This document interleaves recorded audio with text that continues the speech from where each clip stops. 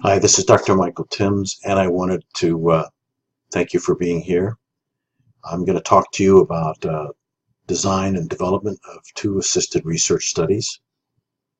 And want to ask you first, though, are you curious about how bicycles work? What about why there are both left and right-handed people? Or why yawning is contagious? I'm going to leave you with those curiosities and come back to them a little bit later. So what we're going to cover is the things to consider before you begin these research projects. I'm going to go over two projects, their challenges and their outcomes, and then try to summarize some of the best practices that I've learned from the point of view of faculty and the students. So before you begin, really I think you have to start with articulating the rationale for your project. Why are you doing this? What's important about it? And to identify your collaborators, both the internal collaborators, which could potentially be students, alumni, or external collaborators. So sometimes if you have to take a certain approach where we don't have the equipment or the ability to do so, then you might want to identify folks outside Maryland University of Integrative Health. Then you need to design the research methods, and you're going to accept the fact that these are going to change. When you begin, oftentimes the process of going through a first iteration reveals things that you didn't think about. So this is just a first start, and you're going to redo it, and you'll learn as you go. And then think about how you're going to collect your data. What's the nature of your data? What do you have to have available for collection? And that could vary depending on whether you're doing benchtop versus clinical type of work. So our first project was the Lavender Project, and we had a number of partners. This is a project that actually Dr. Andrew Prangelli had started. Krista Lemereau was a student at the time. She's now a graduate of our program, but is in the nutrition program. And he had started this working with Art Tucker. Dr. Tucker was a retired professor at Delaware State University. He and Andrew had used methods that Dr. Tucker had developed, and we were writing a monograph for the American Herbal Pharmacopoeia.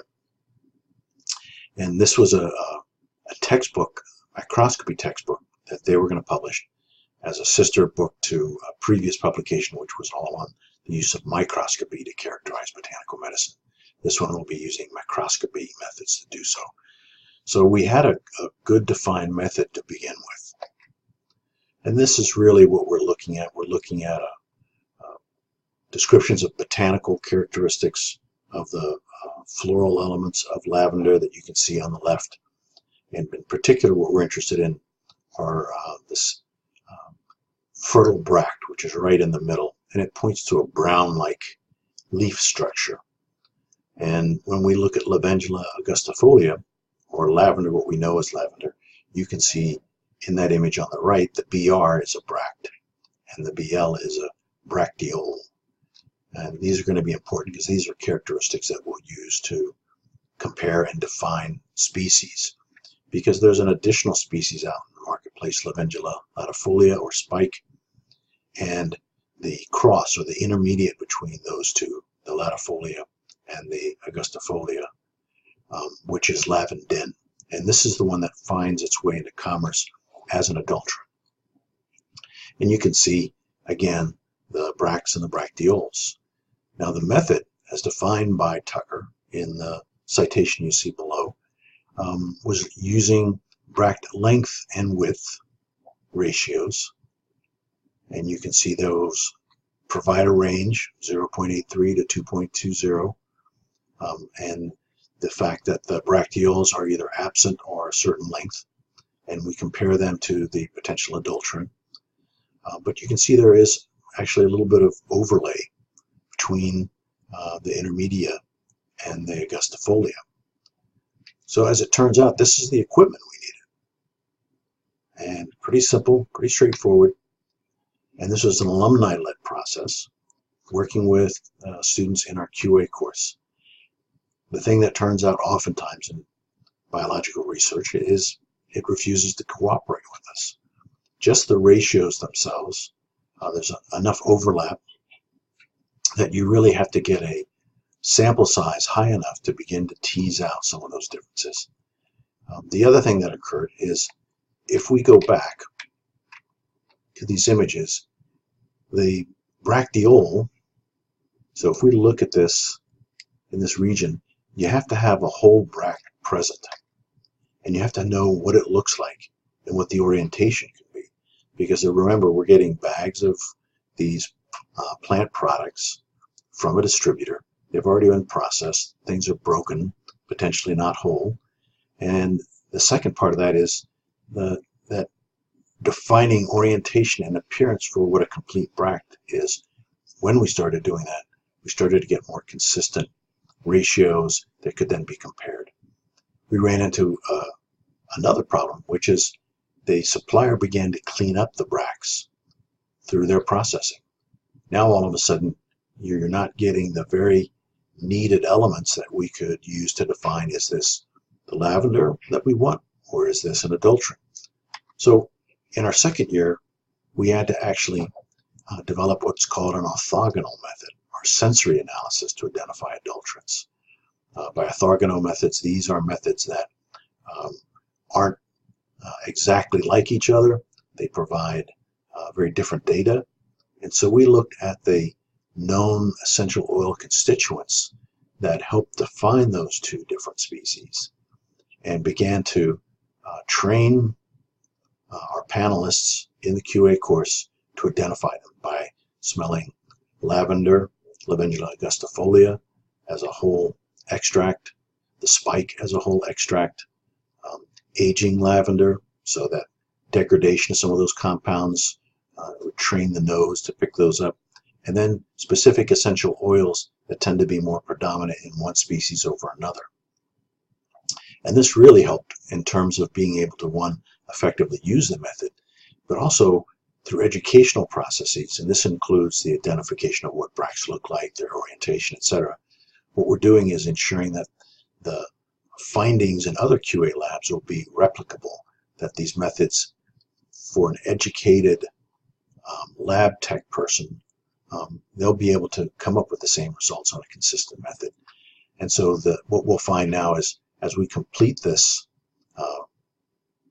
paper with the educational structure as well as the methods and our findings, we're hoping now to submit that to a peer review as well as to the AHP, the American Herbal Pharmacopoeia, for their microscopy text. So that's the second piece, is when you are doing this kind of research, always look for multiple marketplaces in the academic arena where you might share your findings. Our second project was a microbiology project. And for those of you that remember your microbiology, this will bring back potentially fond memories. I hope they do. Our partners in this project were three graduates of our program: Joanne Givens, Nicole Rubin, Mary Beth Masenda. Joanne Givens is our incredible GMP compliance officer, worked on a Emerson grant to bring the dispensary into GMP compliance, and these projects emerged out of that grant process. Nicole Rubin is our manager of the dispensary, and she also was a partner with Joanne in developing these GMPs for both the dispensary, but also in terms of training our students to understand GMP requirements in a manufacturing environment. Mary Beth Masenda has sort of led our e-portfolio and internship program, and she is very much involved in placing students in internships with Joanne and with Nikki in the dispensary. We had external partners, Dr. Gina Dubois and Dr. Angela Winslow, both at JIFSAN, Joint Institute of Food Safety and Nutrition. This is a partnership between the University of Maryland and the FDA down at College Park. Gina Dubois is the lab manager, and Angela Winslow is the microbiologist. And what we did really is we looked to detect microbial contamination in several different echinacea tinctures. The 45% alcohol extract of augustifolia and the 95% extract of Augustifolia, both were done in the dispensary. The 60% alcohol extract of E. purpurea seed, aerial, and Augustifolia root was a product by Gaia Herbs.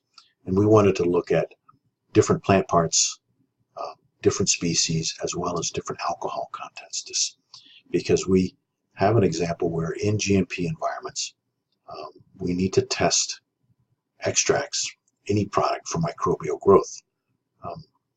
What we know is that 70% alcohol is used as an aseptic technique to kill microbes in the lab. But the data is lacking when it comes to how far down in concentration can we take the alcohol and still prevent microbial contamination. What we're looking for is we need to address these issues for GMP compliance, and smaller companies do. And a lot of these efforts are based on the fact that we want to support the smaller companies who are struggling with some of the GMP compliance requirements. They're the lifeblood of the industry. They're the innovators. We've got our own students coming out. We want them to be well-versed in being able to take approaches that FDA accepts and don't require huge investments. So the idea is that we produce peer-reviewed data.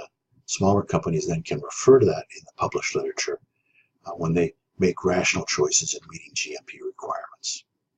So our equipment was simple. It turns out that nowadays 3M has very simple plates that can be used that have already been set up to either, in this case, look at coliform aerobic count plates or mold and yeast plates.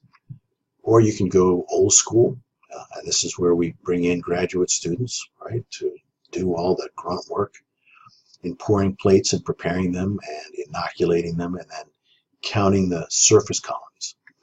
And the way we did that is just to go ahead and in year one note the amount of growth. It's somewhat subjective, not quantitative, and you can see that we have different types of samples. We have dried purpurea and Augustifolia root, dried purpurea flower, and fresh Augustifolia root, as well as the extracts. And we were really sort of eyeballing and comparing the amount of growth that we saw in them. And what turns out is that the product where it was just the root or flower material without any alcohol, we tended to have higher growth there, particularly at their lower dilution rates. So 10 to the 1, 10 to the -2, 10 to the -3. Those are increasing dilutions, meaning there's less and less of the material present. And obviously the fresh material had the greatest growth. And we can see that for the most part, there was very little growth in the 45 and 95%, and a little bit of growth on the 25% fresh material. So the challenge was that we had students and alumni as both experimenters with GIFSAN personnel training them.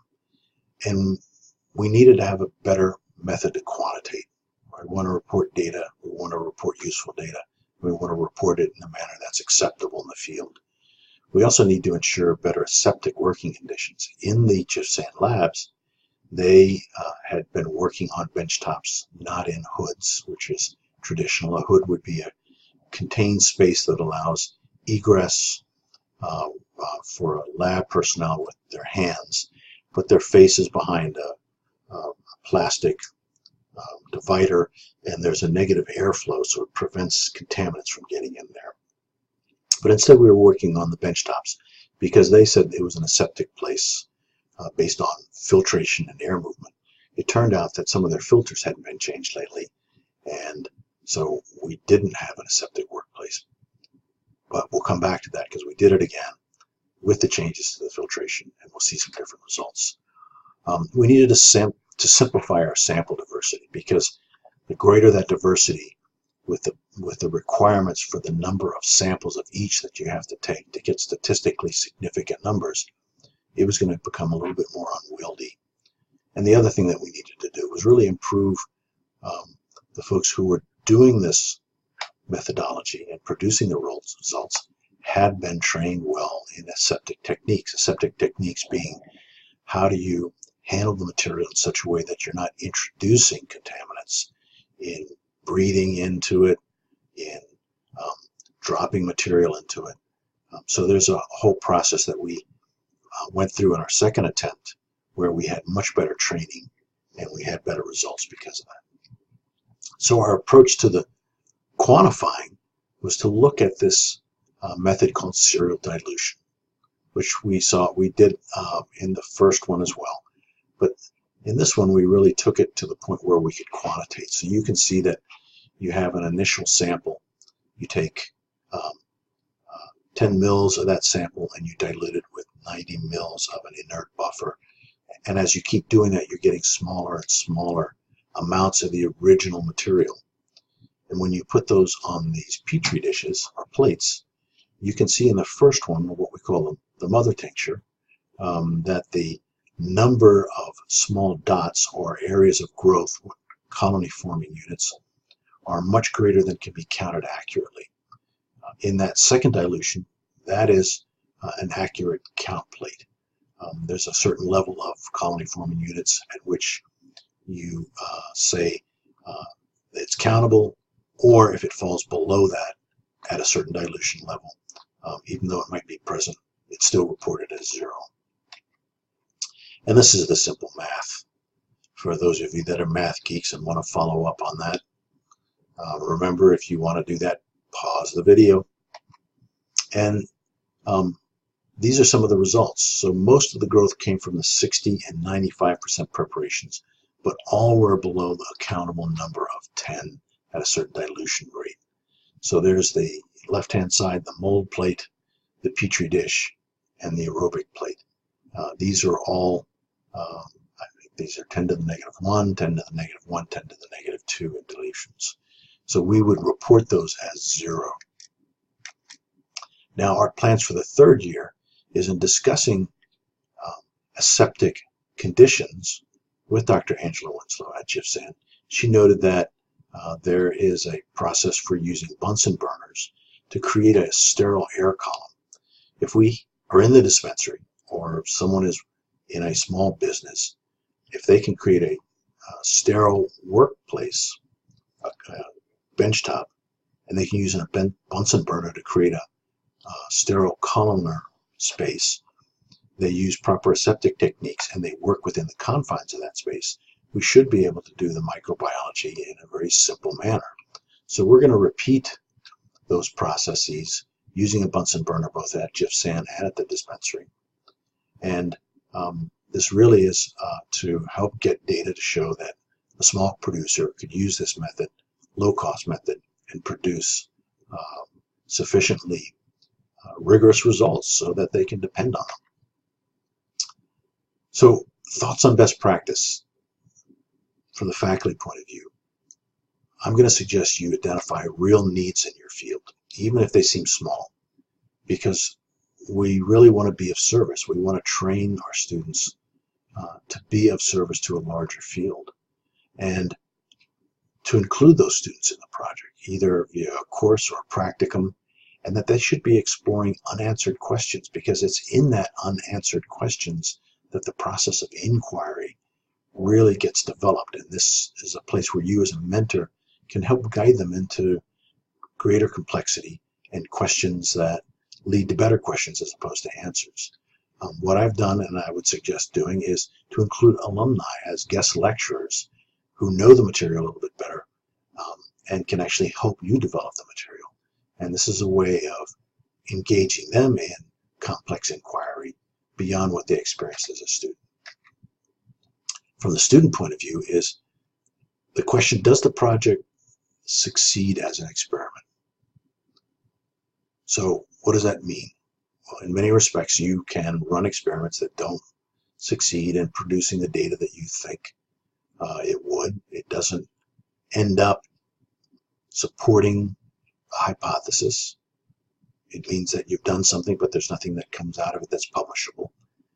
But for the students, two outcomes can ensure that no matter what the experiment ends up, that the students will succeed. And that is that you want them to acquire effective skills for the field that they're in. If they're doing that and they're building networks by interacting with external collaborators, then they are succeeding. This turns out to be very effective for them. And so my question then is, can we impart wisdom, and what does that look like? Now, I've struggled with that verb impart. What is it that we're actually doing? Are we offering? Are we cultivating? Maybe that's a better word. But still, the idea of what is it that wisdom looks like? And I'm going to suggest from my point of view and the kinds of experiments that I do what it might look like. Here's a typical sort of definition as we climb up the ladder from data to information to knowledge. And I've got a question mark there for the wisdom piece. And I'll answer that and suggest if what I provide makes sense to you, please adopt it. If not, continue to explore on your own. But in an inquiry-based project, it starts with loving the interesting question. Inquiry is about the refinement of questions so that you can work off of what others have left behind, provide additional data to help move the field, and ideally, more interesting questions for others to pick up to build off of what you did. Secondly, I'm going to suggest that what you do with your students is encourage them to follow their curiosity into their discomfort. Originally, I'd used the word fear here, and some people thought, well, that might turn off students. But really what we're saying is inquiry can lead to discomfort because it's usually complex data. It's messy data if you're dealing with biology in any form. And you have to be able to accept the fact that there's going to be some discomfort associated with that process. But to put more weight on that spark of curiosity that brought you there in the first place and allow that to be the light that takes you into that darkness of unknowing and discomfort. And I'll ask you this, what if there are no answers? Let's go back to those first three questions. It turns out these three questions have not been answered.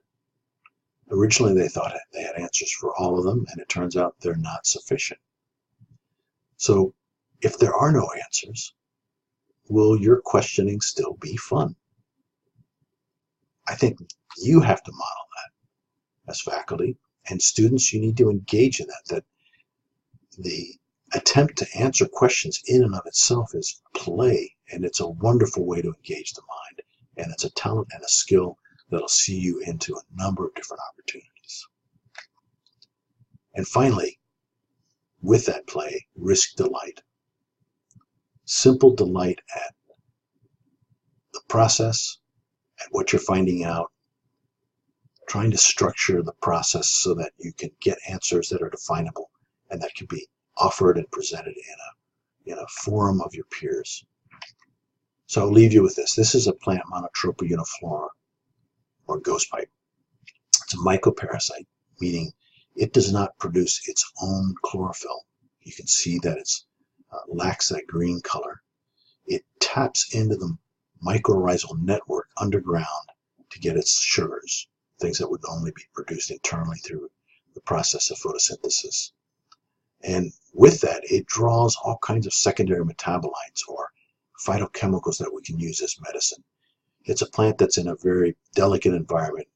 It can easily be destroyed. And so in some ways, although it's a wonderful medicine, particularly for pain, both physical and psychological, that place where you are disembodied from your own self, from your own body.